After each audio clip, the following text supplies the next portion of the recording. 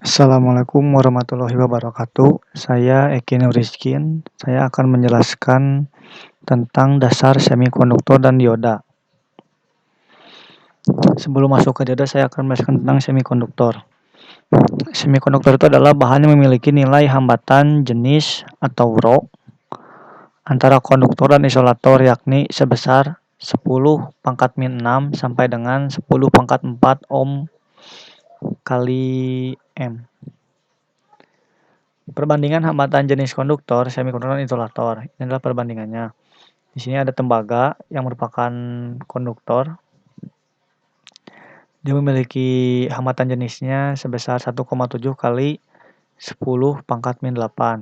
Sedangkan ini ada silikon pada suhu 300 derajat Kelvin memiliki hambatan jenis sebesar 2,3 kali 10⁻⁵, yaitu semikonduktor. Dan ada gelas yang merupakan isolator dengan hambatan jenis 7 kali 10⁻⁶. Tiga buah bahan yakni tembaga, silikon, dan gelas masing-masing memiliki panjang 1 meter dan diameter 1 mm. Jika pada kedua ujung bahan tersebut terpasang tegangan 10 volt, tentukan besarnya arus yang lewat masing-masing bahan tersebut. Jadi kita menghitung R-nya dulu, hambatannya dulu dengan rumus Rho per L, Rho kali L per A. Nah, sebelumnya kita nyari A-nya dulu dengan rumus Pi kali R kuadrat. Ini adalah rumus untuk mencari R atau jari-jari. Diameter dibagi 2. Nah, setelah mendapatkan nilai R-nya, lanjut ke rumus I sama dengan Pi per R. Nah, hasilnya kita akan mendapatkan arus yang paling besar itu di tembaga sebesar 0,46 kali 10⁻³ ampere. Dan silikon itu 3,41 kali 10⁻⁹ ampere. Dan ini gelas yang merupakan isolator. Arusnya 1,12 kali 10⁻12 ampere. Arus yang mengalir pada bahan-bahan tersebut dari yang terbesar adalah konduktor tembaga, ini konduktor, semikonduktor silikon, dan isolator gelas. Bahan-bahan semikonduktor. Ini tuh ada jenis-jenisnya, yaitu trivalen, yaitu logam-logam yang memiliki atom-atom dengan jumlah elektron terluar 3 buah seperti boron, gallium, dan indium. Kemudian ada tetrapalen, logam-logam yang memiliki atom-atom dengan jumlah elektron terluar 4 buah seperti silikon dan germanium. Kemudian ada pentapalen, logam-logam yang memiliki atom-atom dengan jumlah elektron terluar 5 buah seperti fosfor, arsenikum, dan antimon. Nah, ini tabel periodiknya. Nah, ini tuh adalah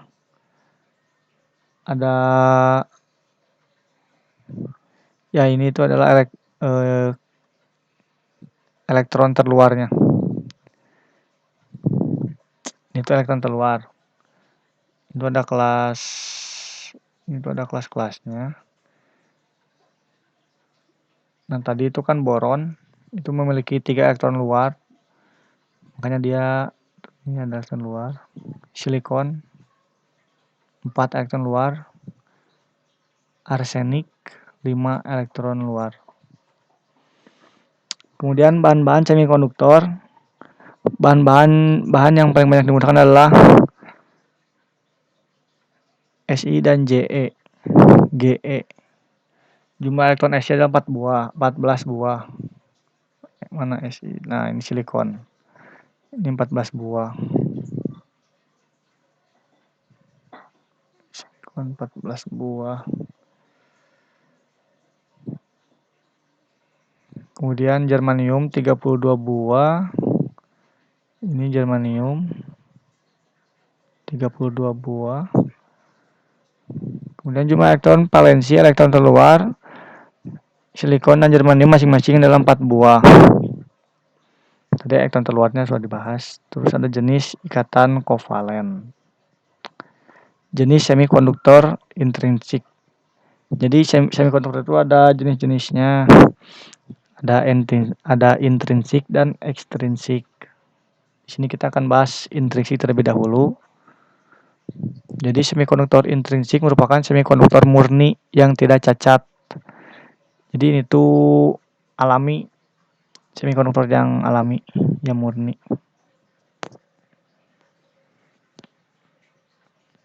Nah ini elektron valensinya ada 4. Ini visualisasi 3 dimensinya. Ini visualisasi 2 dimensinya.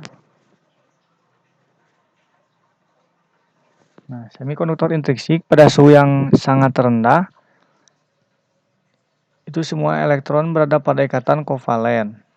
Tidak ada elektron bebas atau tak ada pembawa muatan sehingga bersifat isolator.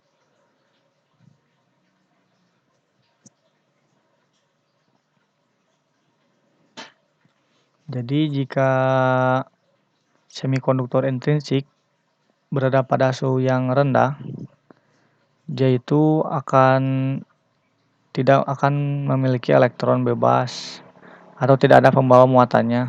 Jadi itu akan menjadi isolator. Nah, dan ini adalah sifat jika semikonduktor intrinsik pada suhu kamar atau normal. Agitasi termal menyebabkan beberapa elektron valensi keluar dari ikatan kovalen menjadi elektron bebas sebagai pembawa muatan negatif. Munculnya elektron bebas diikuti dengan terbentuknya hole atau lubang sebagai pembawa muatan positif. Peristiwanya disebut pembangkitan atau generation. Jika dipasang beda potensial, terjadi aliran arus sebagai konduktor dengan konduktansi rendah. Nah, ini adalah sifat bahan silikon dan germanium. Ini ada nomor atomnya, ada berat atom, kerapatan, konstantanya.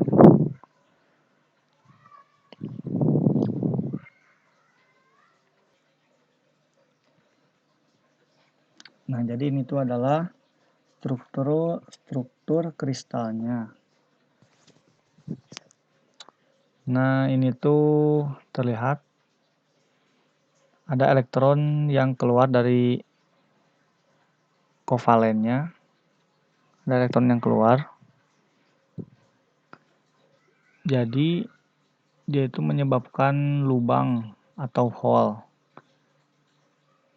Nah, peristiwa ini disebut generation.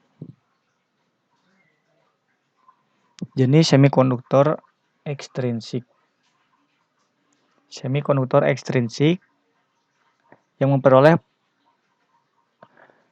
itu adalah jenis semikonduktor ekstrinsik itu adalah semikonduktor yang semikonduktor buatan. Jadi yang memperoleh pengotoran atau penyuntikan doping oleh atom asing. Nah, jadi sifatnya itu pengotoran oleh atom pentravalen seperti fosfor, arsenium, dan antimon. Atom pengotornya disebut atom donor. Jadi pemuatannya itu adalah elektron.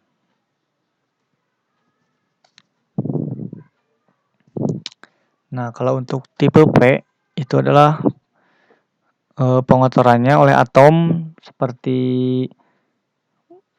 boron, gallium, dan indium. Jadi kalau konduktor tipe N itu adalah pengotorannya itu oleh atom pentavalen, sedangkan tipe P itu adalah oleh atom trivalen. Terus atom pengotorannya itu disebut akseptor. Pemuatannya itu adalah hole. Jadi bedanya kalau yang tipe N itu oleh pentavalen dan disebut donor. Kalau tipe P itu adalah pengotorannya oleh atom trivalen dan disebut akseptor. Pemuatannya pun berbeda. Di sini itu adalah elektron, sedangkan di sini Yang tipe P itu adalah Hall. Nah, kemudian jenis semikonduktor ekstrinsik. Tujuan doping itu adalah untuk meningkatkan konduktivitas semikonduktor dan memperoleh semikonduktor dengan hanya satu pembawa muatan elektron atau hole saja. Nah, di sini konduktivitas itu adalah kemampuan suatu bahan mengantarkan arus listrik. Nah, ini itu konduktivitas itu adalah kemampuan suatu bahan mengantarkan arus listrik. Terus perbandingan dopingnya itu atom dopan bagi atom murni. Jadi 1 banding 10⁻⁶ sampai dengan 10⁻8. Dopan adalah atom pengotor. Atom-atom dopan pada semikonduktor tipe N adalah atom-atom pentavalen yang dinamakan donor. Sedangkan pada semikonduktor tipe P trivalen dan dinamakan atom akseptor. Seperti yang tadi sudah kita bahas.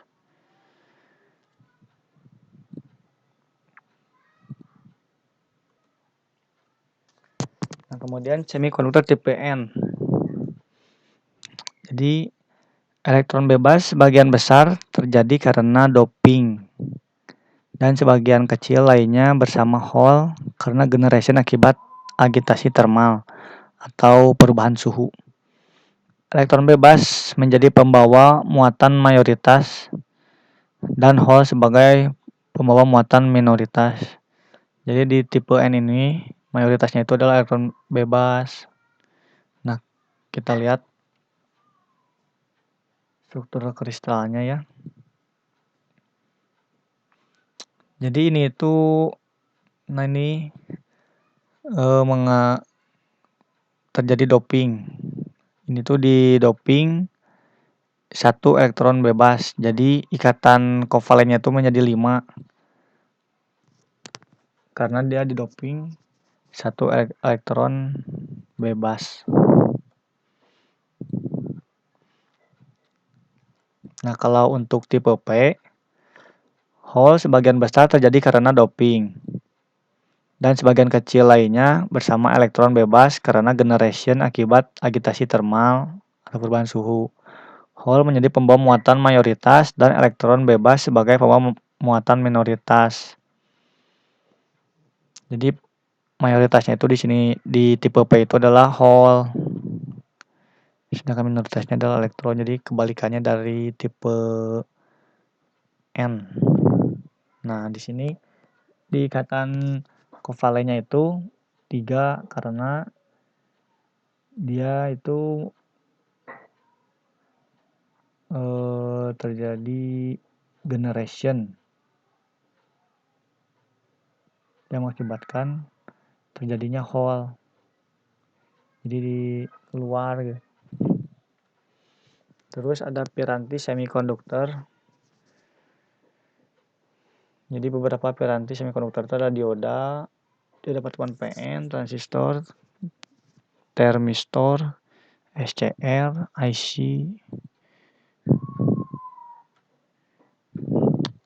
Ini dioda pertemuan PN. Suatu pertemuan PN adalah kristal tunggal semikonduktor yang ada pada satu sisinya mendapat penyuntikan atom akseptor dan pada sisi lain mendapat penyuntikan atom donor.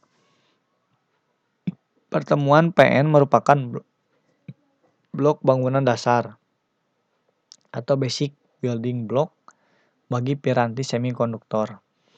Diode pertemuan PN yang pada kedua sisinya dilekatkan logam metallurgical bond sehingga terdapat 2 ujung logam yang merupakan terminal atau elektrod, yakni anoda dan pada sisi P dan katoda pada sisi N. Nah, jadi ini itu adalah kristal tunggal semikonduktor. Dia itu diberi atom akseptor, didoping atom akseptor, dan yang belah kanan didoping atom-atom donor. Jadi menghasilkan yang sebelah kiri itu tipe P karena didoping oleh atom akseptor.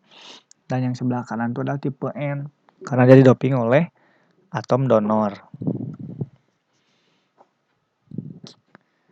Nah, dia dioda pertemuan PN.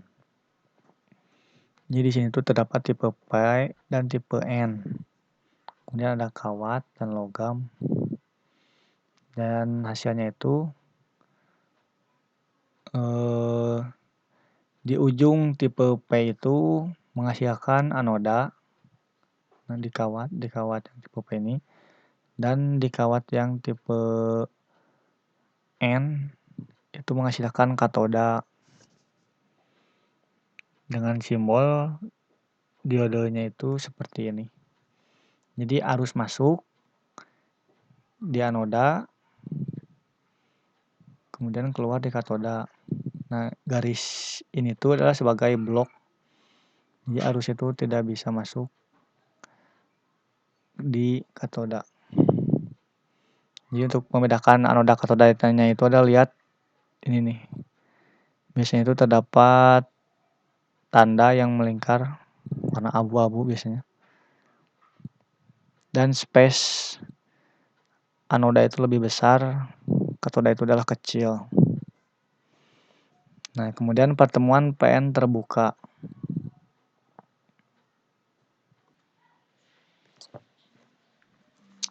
Pertemuan PN terbuka. Jadi di sini tuh terdapat pertemuan antara jenis P dan jenis N. Makanya di sini ada lapisan pengosongan. Jadi di tipe P ini itu adalah tipe P ini tersusun atas ion-ion negatif atau ion akseptor, dan muatannya itu adalah hole. Nah, sedangkan di tipe N itu adalah tersusun atas ion-ion donor yang dilambangkan dengan positif, dan muatannya itu adalah elektron. Nah, jika terjadi pertemuan antara P dan N, itu akan terjadi lapisan pengosongan. Di atom-atom yang mengandung hole dapat digambarkan sebagai ion-ion negatif karena kekurangan elektron, dan atom-atom yang kelebihan elektron sebagai ion positif. Nah, jadi di sini itu adalah hole itu karena kekurangan elektron. Ion-ion akseptor adalah ion-ion negatif, dan ion-ion donor adalah ion-ion positif. Pertemuan PN terbuka. Ini lapisan pengosongannya itu adalah saat P dan N dipertemukan, terjadi difusi elektron ke arah P dan difusi hole ke arah N, menimbulkan arus difusi ke kanan. Terjadi recombination atau penggabungan di sekitar bidang pertemuan sehingga elektron dan hole lenyap. Di sekitar bidang pertemuan tak terdapat pembawa muatan, disebut daerah pengosongan atau depletion region. Kemudian tegangan penghalang. Lenyapnya elektron meninggalkan ion donor atau dilambangkan positif, dan lenyapnya hole meninggalkan ion akseptor atau negatif. Adanya ion positif dan negatif menyebabkan adanya medan listrik sehingga ada tegangan. Disebut tegangan kontak atau tegangan penghalang, barrier potential. Menimbulkan arus drip ke kiri. Karena pertemuan PN ini terbuka, maka ada keseimbangan antara arus drip dengan arus difusi. Nah, ini adalah pertemuan PN bias maju atau forward bias, sikap maju atau forward bias. Adanya PD menyebabkan arus difusi lebih besar dari arus drip. Jika potensial penghalang sebelum diberi PD adalah VO, maka potensial penghalang turun menjadi VO dikurang VD. Daerah pengosongan menjadi sempit. Daerah pengosongannya sempit. Pembawa mayoritas punya energi yang cukup untuk melewati potensial penghalang. Hole dari sisi P, pembawa mayoritas dapat melewati daerah pengosongan menjadi pembawa minoritas di sisi N. Elektron dari sisi N, pembawa mayoritas dapat melewati daerah pengosongan menjadi pembawa minoritas di sisi P. Jumlah arus dari elektron dan hole merupakan arus total yang lewat dioda. Nah, sedangkan untuk bias mundurnya itu hole pada sisi P bergerak ke kiri. Elektron pada sisi N bergerak ke kanan. Daerah pengosongan melebar. Oh iya, bedanya itu adalah kalau bias maju itu dia itu daerah pengosongannya itu adalah sempit, daerah pengosongannya itu. Sedang untuk bias mundur itu adalah lebar.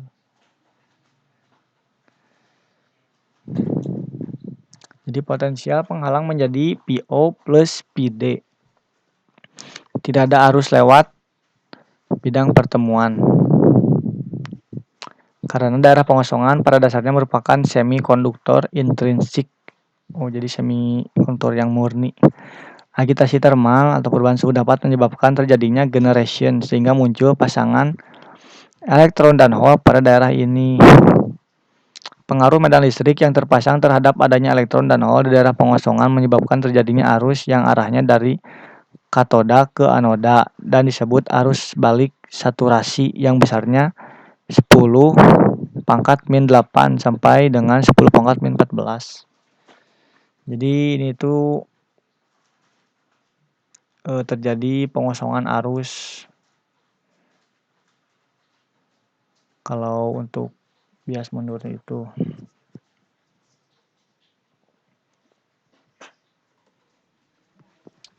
Kemudian di sini ada grafik arus dioda. Jadi ketika diberi arus untuk power untuk bias maju itu di sini tekan 0. Kemudian ketika arusnya itu melewati penghalang melebihi beda potensialnya dia itu akan naik. Dia akan naik terus. Nah, sedangkan untuk bias mundur dia itu akan tetap 0 kecuali dia diberi tegangan yang besar sehingga mengalami breakdown atau diodanya rusak. Nah, kemudian di sini itu ada simbol dari dioda. Inilah untuk anodanya dan untuk katodanya. Karakteristik unik Zener bisa bekerja pada bias negatif. Nah, kemudian ini itu adalah simbol dari dioda. Ini itu adalah anoda, ini adalah katoda. Nah, ini biasa ini sebagai cirinya bahwa ini adalah katoda. Ini adalah simbolnya. Nah, ini adalah jenis-jenis dioda. Ada dioda Zener, tunnel, LED, fotodioda, dan lain-lain. Kemudian jenis dioda dan penggunaannya. Dioda silikon untuk penyearah arus, pengaman tegangan kejut. Kemudian untuk dioda Zener untuk mengatur tegangan Zener 6,2 volt, Zener 3,2 volt. Kemudian dia ada dioda bridge untuk penyearah gelombang penuh pada rangkaian satu daya. Kemudian ada LED sebagai lampu indikator. Kemudian ada rangkaian untuk dioda. Garis beban dari gambar dengan menggunakan hukum tegangan Kirchhoff atau Kirchhoff Voltage Law memperoleh tegangan sama dengan tegangan input dikurang I kali R kali RL dengan RL adalah tahanan beban. Karena ada dua variabel yang belum diketahui nilainya yaitu V dan I, diperlukan satu petunjuk lagi yaitu karakteristik dioda. Nah, ini adalah kurva beban pada dioda di mana garis beban melewati titik I sama dengan 0. Titik potong P adalah V sama dengan VI. Nah, jadi di sini itu adalah VI per RL itu adalah saturasi. Nah, sedangkan untuk tegangan sama dengan 0, titik potongnya adalah I sama dengan VI per RL. Nah, jadi ini. Nah, Nah,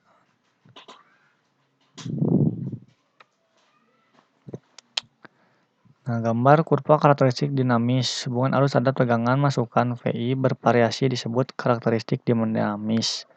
Lereng garis beban adalah tetap karena resistan beban RL tetap. Jadi di sini tuh jika tegangan masukannya itu bervariasi, jadi dia tuh akan dinamis. Jadi jika di sini kan ada PI, itu adalah titik kurvanya seperti ini. Jadi kemudian jika ada P aksen, maka kurvanya pun akan berubah. Kemudian ada model dioda. Ada pendekatan pertama atau dioda ideal. Pada keadaan forward bias, dioda dianggap sebagai saklar tertutup karena hambatan pada dioda dianggap bernilai 0. Kemudian pada keadaan reverse bias, dioda dianggap sebagai saklar terbuka karena hambatan pada dioda dianggap bernilai tak terhingga. Nah, jadi untuk pendekatan 1, ini di rangkaiannya, itu di bias maju itu dia tuh seperti saklar on atau saklar tertutup. Dan untuk di bias mundur yaitu seperti saklar off atau saklar terbuka. Nah, ini itu adalah grafik dari bias maju, itu akan 0, kemudian akan meningkat sampai dan statis di tegangan potensialnya. Kalau untuk tertutup itu akan 0. Kemudian model dioda di pendekatan kedua. Pada keadaan forward bias, dioda dianggap sebagai sumber tegangan sebesar V gamma untuk silikon sama dengan 0,7 volt atau 0,6 volt. Dan V gamma untuk germanium sama dengan 0,2 volt atau 0,3 volt. Pada keadaan reverse bias, dioda dianggap sebagai saklar terbuka karena hambatan pada dioda dianggap bernilai tak hingga. Jadi di rangkaiannya itu di forward bias atau bias maju itu diodanya itu diganti sebagai sumber tegangan. Cuman dia itu udah terbalik karena anoda itu kan positif dan katoda itu adalah negatif. Dan untuk bias mundurnya itu sama. Jadi sebagai saklar terbuka atau saklar off. Nah, ini untuk grafiknya itu akan 0, kemudian akan naik sampai di tegangan potensialnya. Kemudian untuk bias mundur itu akan 0.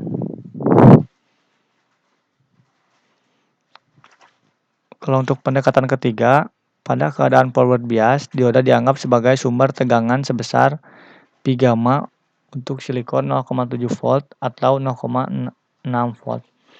Dan V gamma untuk germanium 0,2 volt atau 0,3 volt dengan resistansi forward atau RF. Dengan resistansi forward RF yang terpasang secara seri. Pada keadaan reverse bias, dioda dianggap sebagai resistansi reverse. Jadi di sini itu dia tuh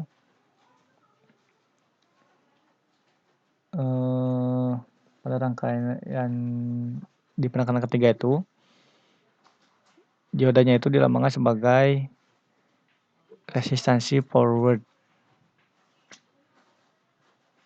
Nah, kalau sedangkan untuk di forward di reverse bias atau bias mundur, diodanya itu dianggap sebagai resistansi reverse. Jadi karakteristiknya di grafiknya itu dia akan 0 kemudian naik sampai di tegangan potensial.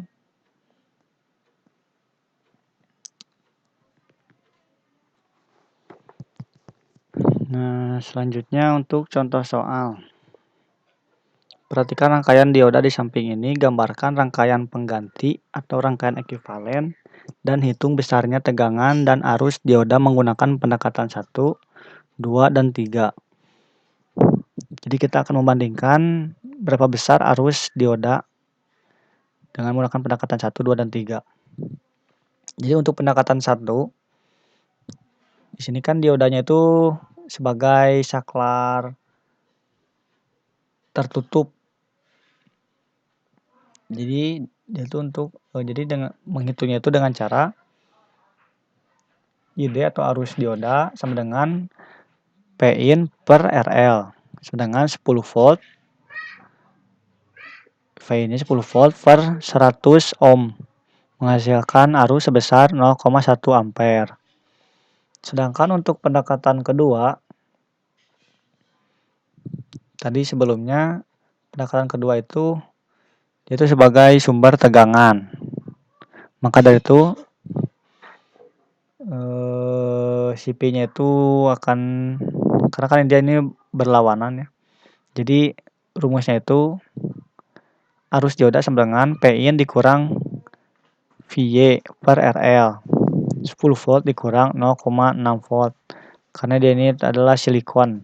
Silikon itu 0,6 volt per RL per 100 ohm menghasilkan menghasilkan arus sebesar 0,094 ampere. Jadi lebih kecil dibandingkan dengan pendekatan 1.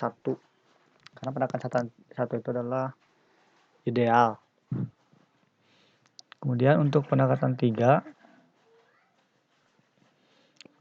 itu dioda dianggap sebagai sumber tegangan dengan resistansi forward yang berpasangan secara seri. Nah ini maksudnya itu. Jadi rumusnya itu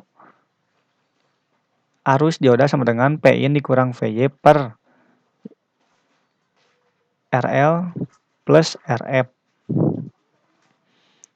Jadi 10 volt dikurang 0,6 volt karena dia itu silikon per 100 ohm plus 2,5 sama dengan menghasilkan arus sebesar 0,092 ampere.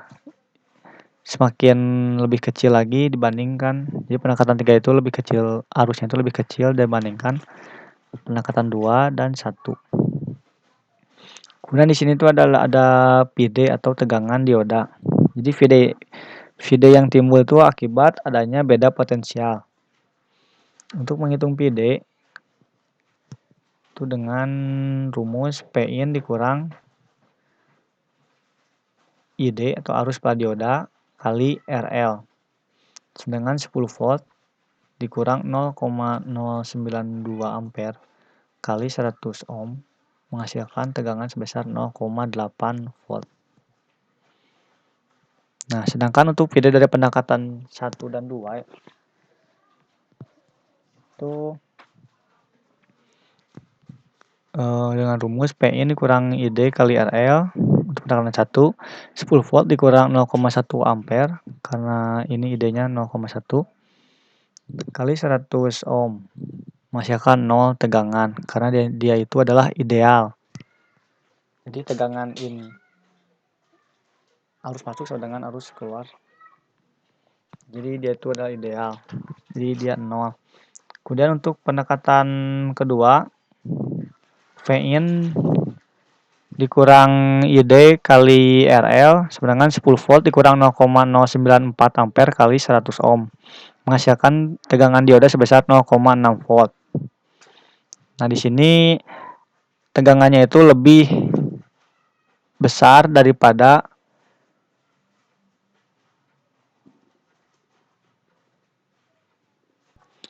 jadi di video pendekatan kedua itu lebih besar daripada pendekatan ketiga karena di pendekatan kedua itu tidak ada yang namanya resistansi forward yang menyebabkan tegangannya itu tegangan di diodanya itu lebih besar daripada di pendekatan 3. Jadi tegangannya itu tidak terhambat lagi oleh resistansi forward. Sekian dan terima kasih. Mohon maaf apabila ada salah-salah kata. Wassalamualaikum warahmatullahi wabarakatuh.